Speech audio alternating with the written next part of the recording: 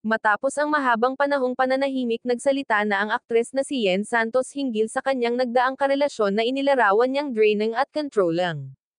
Sa kanyang kauna-unahang YouTube blog ay sinagot ng aktres ang mga tanong at isyong ibinabato noon pa man tungkol sa kanya. Isa sa mga natanong sa aktres ay ang tungkol sa kanyang huling naging relationship. Ayon kay Yen, napakalaking blessing na natapos na yon. Malaking blessing na nagising na ako sa nightmare na yun and I walked away kasi hindi talaga worth it. Hindi raw worth it na pag-aksayahan ng oras at energy ang naturang relasyon dahil sa pagiging manipulative at controlling ng kanyang partner. It wasn't worth wasting my time, energy sa someone na kino-control ka, mina-manipulate ka. That kind of life drains you and you lose yourself in the process.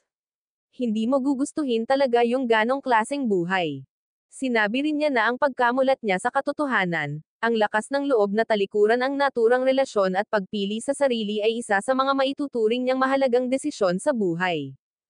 The person I met at the beginning, that wasn't really him. The one I saw at the end, yun talaga siya. Syempre sa una, hindi naman yan magpapakilala ng totoong pagkatao nila eh. Gagawin nila lahat para makuha yung loob mo tapos kapag nakuha na yung loob mo, unti-unti na yan. Doon nalalabas yung totoong pagkatao nila. Aminado rin ang aktres na maraming nasaktan at nasagasaan nang piliin niya itong mahalin.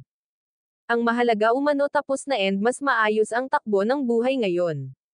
Humingi rin ng tawad ang aktres sa mga taong nasaktan sa mali niyang desisyon sa buhay. Aniya para po doon sa mga taong nasaktan ko noong mga panahon na yon, I am so sorry.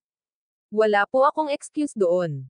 Mali po talaga ako. Nagkamali po ako. Palaisipan din sa mga netizens kung sino nga ba ang tinutukoy ng aktres sa kanyang pahayag dahil wala naman itong binanggit na pangalan.